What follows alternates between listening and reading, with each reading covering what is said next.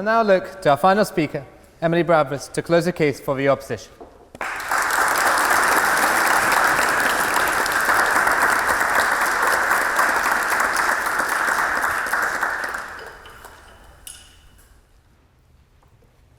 Thank you, President, and for the invitation this evening. May I also pay tribute to Michael's opening speech against the motion, which was articulate and analysed the issues well.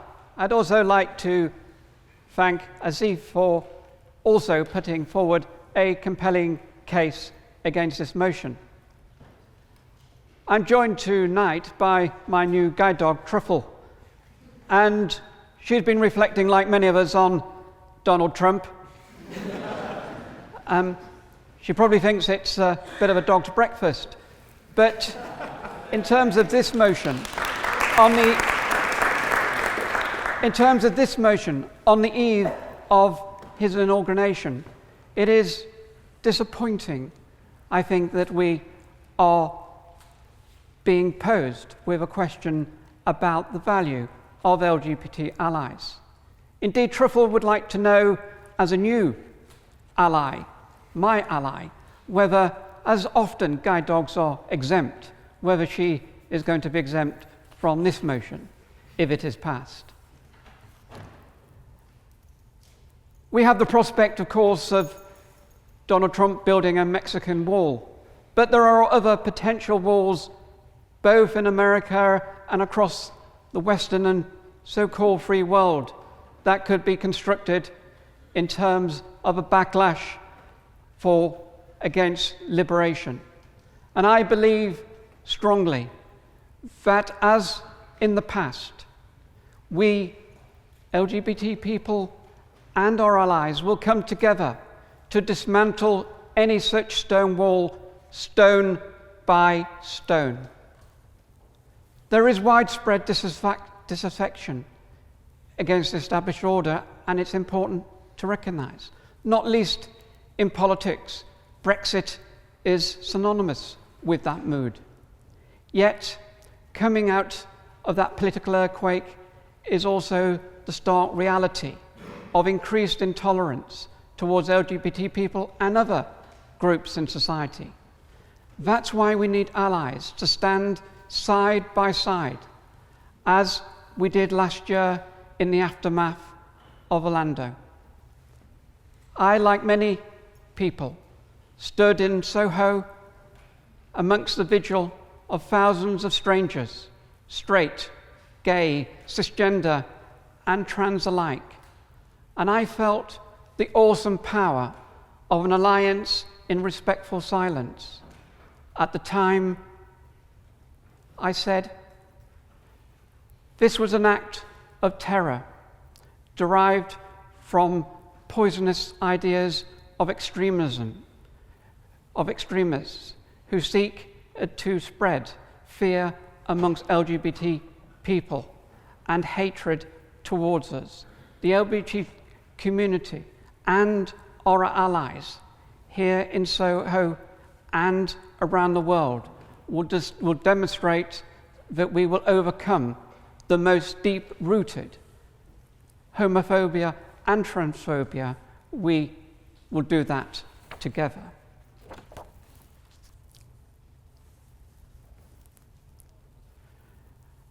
We are all tied together in a single garment of destiny. That's how Martin Luther King put it 50 years ago. And I think that test stays the time. As does another phrase. I come from the great city of Liverpool, no stranger to adversity. And we make friends and play the ball with our allies to the echo of the anthem, "You'll Never Walk Alone." For we recognize from that city that so many people are isolated, feel lonely because of who they may be or seek to be. Prejudice is perpetuated often. However, we do come together to bring about cultural change.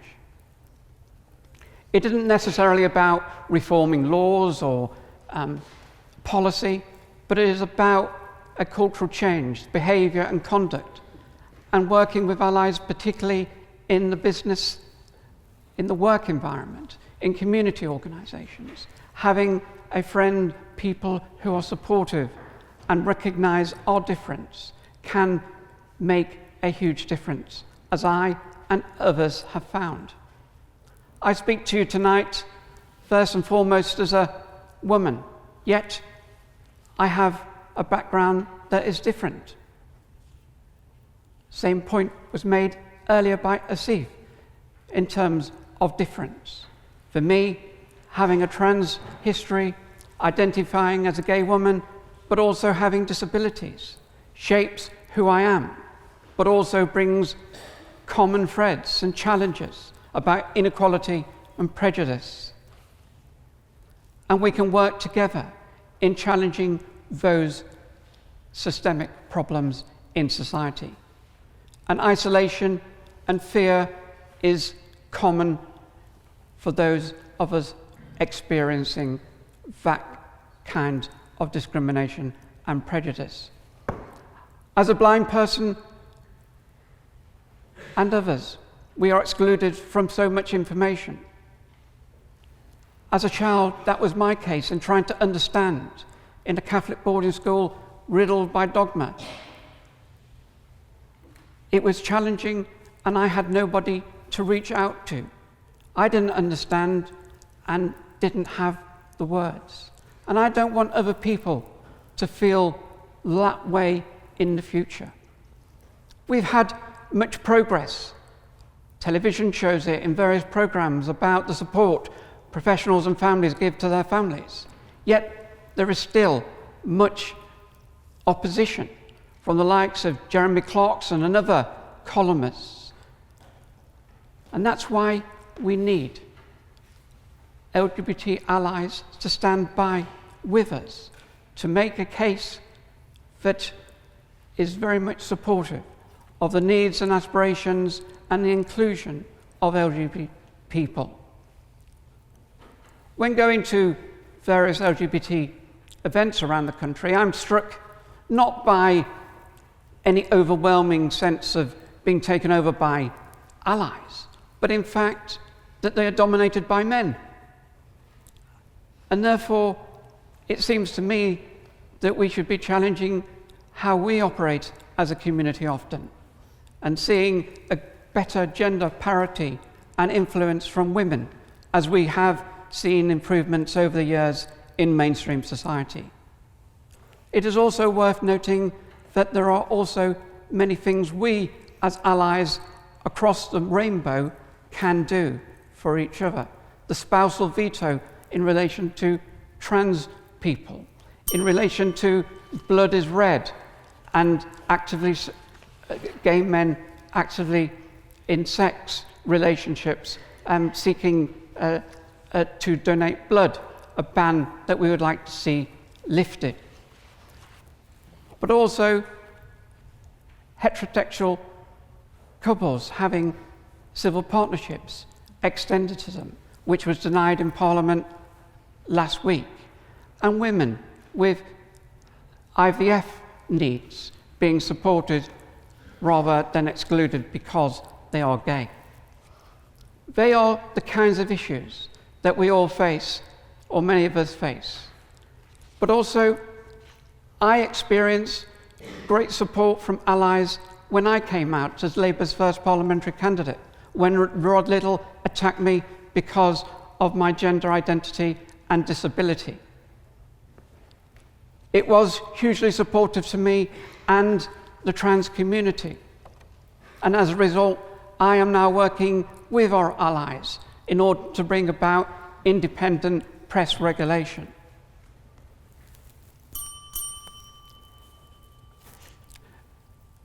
The experience of LGBT people, I believe, is very much shaped by those of us with the lived experience. I come from the disability movement for many years.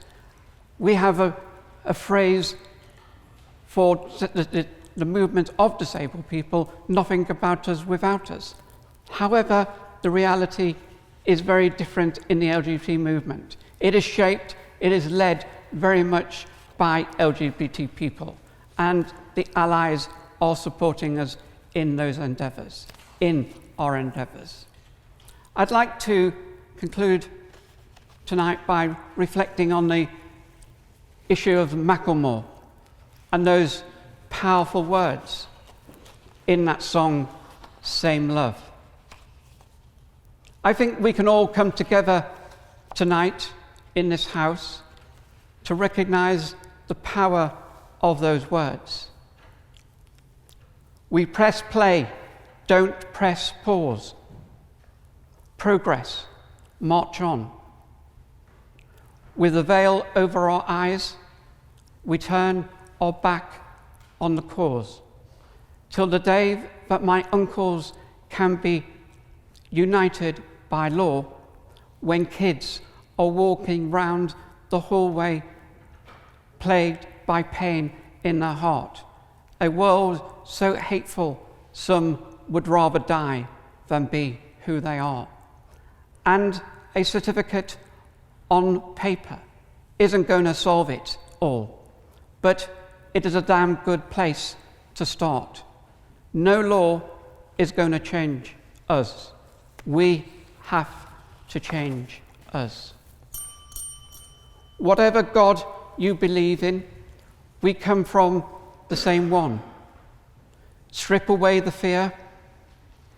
Underneath, it's all the same love. About time that we raise up sex. And I can't change, even if I tried, even if I wanted to. And I can't change, even if I tried, even if I wanted to. My love, she keeps me warm, she keeps me warm. I think those are the kinds of words that LGBT people and allies can share in. We and I, on this side of the debate, ask this House to pay tribute to the LGBT champions and our allies in taking forward a shared vision and a common endeavour. Thank you.